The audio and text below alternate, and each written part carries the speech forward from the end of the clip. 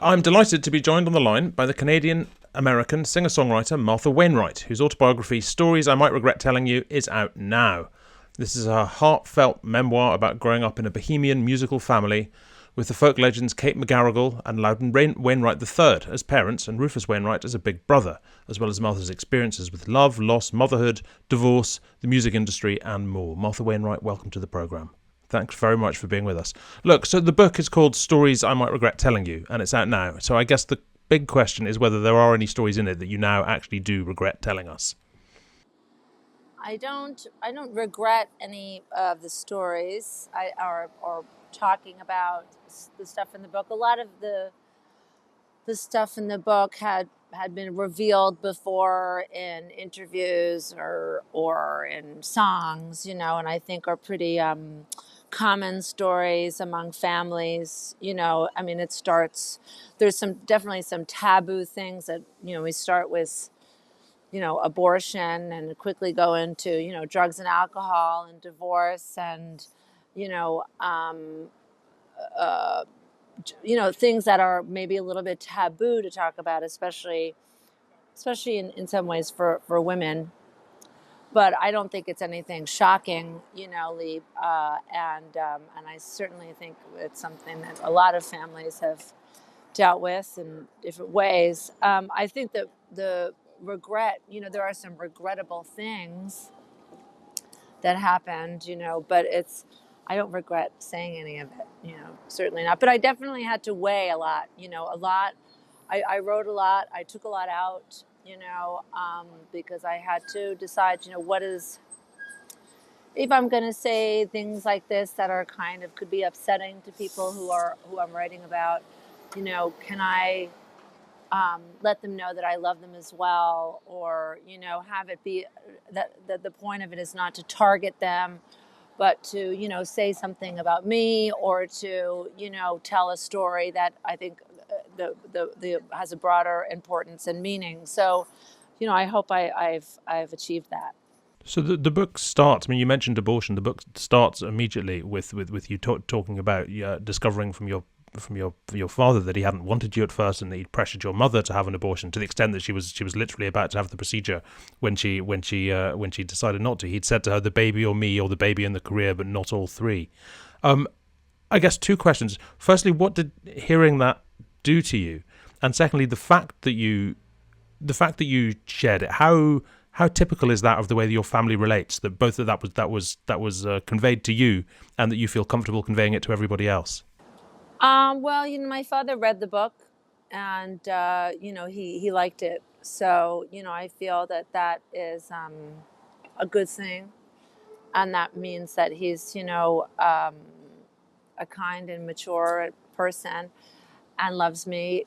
I when I as the book says, when I was told that story by him when I was a teenager, I think it really set me on a path in a way. Maybe not. Maybe it's not the fault of the story, but I definitely make the connection there between that feeling of sort of uh, feeling like I almost didn't make it, or it created an insecurity and a kind of a feeling that I didn't fully exist in a way. And I just use that as a theme throughout the book. So in a way, I'm using the story to represent more than maybe it did on its own. So that I hopefully that's fair. you know and then, of course, pretty quickly I reveal that I myself was in the exact same position and ended up having a termination later, when I was married, and that these are decisions that people make all the time. And I don't really, I don't think it I was horrified at my father's thought. I was just more interested in how it made me feel to know that, if that makes sense. Yeah, it makes perfect sense. Your sort of look, your version of the rock autobiography. It's very different from the tales of kind of sort of competitive excess we see from a lot of male rock stars. It's very different from Slash's autobiography, for example. Were you aware of setting out to tell a very different kind of story, or is it just your story? Well, when Slash and I hang out, we like to um, I mean, obviously writing a memoir or autobiography, in midlife is also not that common. I started it when I was like 38 and ended it when I was 45. But so that right away, I think, changes the tone of it, because I'm not going back and sort of going, oh, I remember when I did this, and also, rock memoirs, male, oftentimes men, and really famous people, they have a different story that they're telling, and it's really about. Sometimes it's really about, some people really might know every song that they've written and the guitar they played and this, iconic this and this iconic that. And, I didn't really, my folk roots and folk family are not as huge as that. So I use more those experiences as a family to relate our story, but hopefully relate it in a way where other people related to it, and and recognized. Really, I think it's a woman's story. I'm an artist and I'm a musician, and a folk musician, but I think it's just a woman's story and her childhood into her midlife, and these things that happened and what's going to happen next, and yeah. Yeah, sure. No, I mean, you pour your emotions into your songs when you write them, and I guess I'm interested in whether that makes it easier to put your emotions on the page, or whether almost conversely you kind of think while you're writing, while you're using up emotion while writing, you know what, I'm depriving myself of a song here. Um, well, you mean in writing this book that I've deprived myself? Um, well, the process of writing it was really different. It was a lot harder, and weighing every sentence, and then also editing it and making these decisions and putting it out there. And I think in many ways the intention I had, and maybe it's not going to come true. My hope will not come true, but I think I was trying to put it on the page, this story that I've been sort of having to tell my whole life, since the beginning. And I have had a career for now over 25 years, but I feel like I've had a career for 100 years because of my parents. Each had a 50-year long career, and it's just like I feel like I'm carrying this stuff around. And so I think I was hoping that in putting it on the page, that I wouldn't have to talk about it as much. I mean, maybe after this interview, you'll be my last one, and then make room for a new family story, and mainly, and that family is really my kids, and that's really my focus. So I mean, like I guess your single with which many people first, maybe first came across you, and we'll have to bleep this obviously, but it was called Bloody Motherfucking Asshole, was said to have been about your father. And you mentioned before that you have a good relationship with your father, and that he was okay with reading about himself in the book. Presumably it's easy. I mean, presumably in terms of difficult relationships, you've crossed that bridge with the song. It's now much easier with the book to present all this stuff. Nothing's new to him, right? I don't think anything's new to him, and I also think that he, although I don't think, I'm sure he doesn't like love, being blamed for things. In fact, he's written songs about it. "Call Me Mr. Guilty" being one of them, which is an earlier song about being made to feel guilty for stuff. But I mean, I think when he sings that and when he says that, a part of him knows that it's true, and he is guilty, as we all are, of many things, and my father made a career and continues to on writing songs about his family. Some nice, some not so nice. So it would be a little bit the pot calling the kettle black, I think, and um, he knows that, I know that, and in a way, and as I write about in the book, he's propagated this trend, which was actually started by his father, who wrote a column for Life magazine for 50 years about family life and the American family life, but he spoke often about his family in his column. And then my dad took that to a whole other level,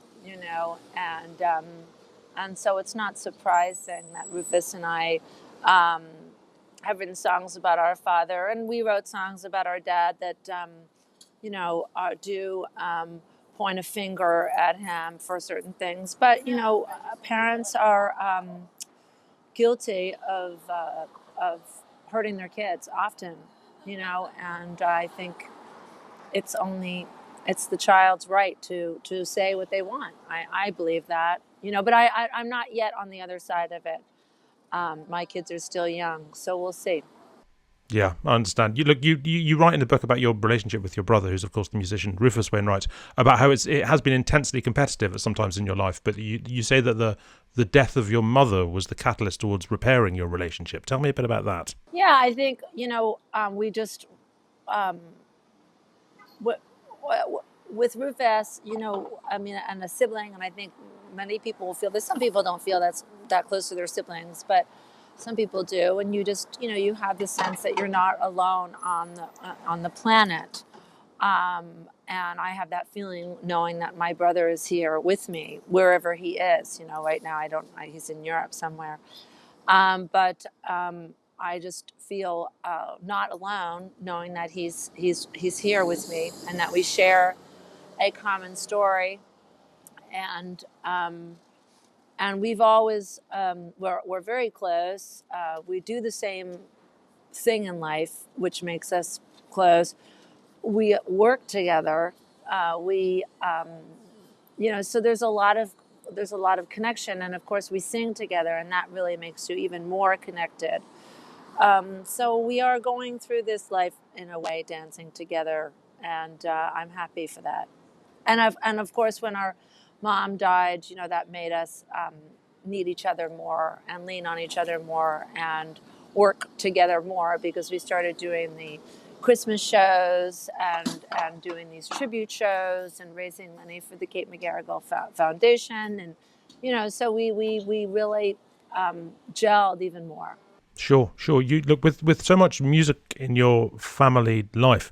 You also had a mentor in Leonard Cohen, which is sort of a remarkable bonus with so much already going on. What did you learn from Leonard Cohen? What's the one sort of piece of Leonard Cohen wisdom that you'd feel happy passing on? Well, I just was very moved and um, pleased by his enthusiasm. I mean, you'd ever think of Leonard as being particularly enthusiastic, like he was kind of a calm figure, but he said to me, he came downstairs when I was staying at his daughter's place, and he was upstairs, and he had heard me playing my guitar and practicing my music, and he was very fatherly and kind, and told me to watch out for record companies, to hold on to my publishing, to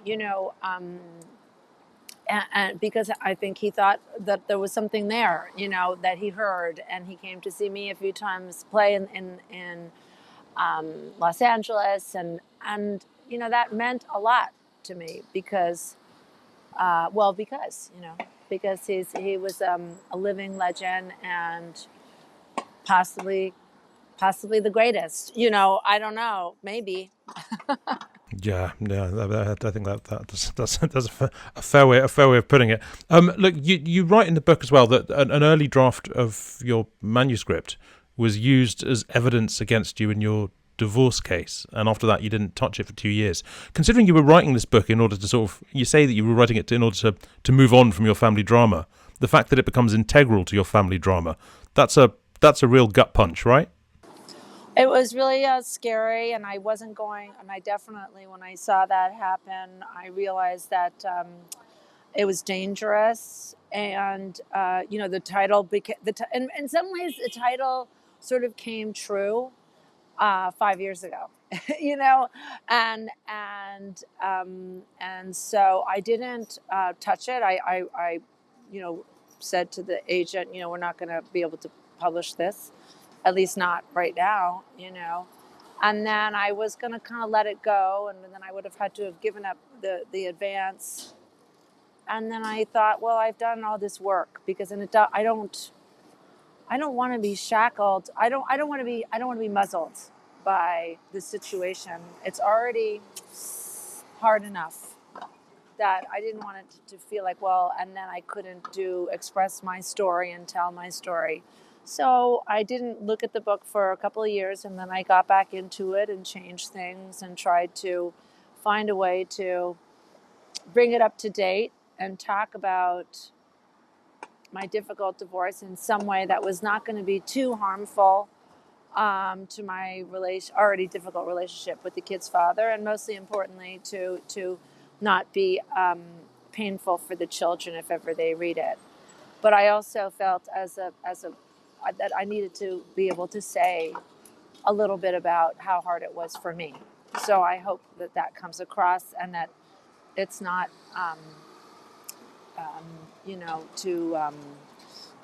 kind of, I don't want to blame Brad, and I had a hard time. It was hard for me. I'm interested that you talk about being conscious while you're writing of not producing anything that's going to be painful for your children to read it. Do you feel your father did that? Well, my dad's relationship with his kids was probably really different because he didn't really live with us, with Rufus and I. He lived more with Lucy and more with his daughter Lexi. And I think that the distance and his age, because he was younger, and the distance and not seeing your kids for months at a time, maybe makes it easier to just sort of think you're in a bubble and say what you want to say. And maybe there was guilt there too, and feelings that he wanted to express, but I think that when you're with your children daily or often, and you're living with them, you recognize that things really do hurt them, little things, that you don't think are that important, but they really, and even if I, in the slightest, say anything about their dad, even if it's funny or kind of just light or silly or light, they're very defensive, and you can see it right away, and you go, okay, it's hurting them, and so it requires a lot of adjustment. Yeah, understood. Look, you also write about struggling to find your own musical voice and identity, which is of course not surprising in a family of so many artists. But when did you know that you had found it, and what made you realise you'd find it? Was it knowledge from within, or was it the response you had from friends of audiences who were obviously saying there's something special here? Was it internal or external when you realised that? I think there was an external part of it that happened soon, right after I wrote my first couple of songs, and my first song was about my sister that I had just met, my half sister, and it talks about our family and all the halves and the steps and the this and the that and these. So it's like right in keeping with my father's style of songwriting, and so it was definitely influenced by that. But right away, it was pretty identifiable, the way that I sang. And then pretty soon after, some of the other songs, what I talked about, how revealing it was, or how self-deprecating it could be, and some interesting weird chords what came up in my voice and everything. So really early on, I was like, well, there's a sound here, and it relates to my relations, but it's my own. And I think that I knew early on. But then the feeling of being as good as, or worth as much, or that I deserved, to be allowed to be an artist, that took about 25 years. Like that feeling of like, am I, am I just here because my parents did this and it was easy? I couldn't figure out where I stood. And that feeling of being a little bit lost comes out in the songs. And maybe I don't think I'm alone in that feeling, and so I think that was a part of the discovery, which took a long time. Yeah, understood. Look, one more before I let you go. You also write that, as I said, the point of this book, the process of this book, was becoming sort of freeing yourself from your story. So where do we find you now? Are you now free from your story that you were writing about? Yeah. I freed myself, and I can see myself kind of letting go of what people think about me. Now there might be a cost to that, but I think it's really important for me, and I, the in a way it was a love letter to my mother, and also really a farewell to let that part go of sort of being so haunted by her in many ways, and to feel like I am as good or as important as these other people. And I think a midlife reality of I'm not as ugly as I thought I was, I'm not as bad as I thought I was, I'm doing what I can, and let's move forward with that, and let me do the best that I can for my two kids, because they depend on me. They need me. I'm steering the ship. I have to go out and make money, and to feed them, and that means that I have to be away from them for sometimes, which is really hard. So how am I going to do that, and how am I going to keep this going? Yeah, understood. Look, Martha Wainwright, what a pleasure. And Stories I Might Regret Telling You is out now.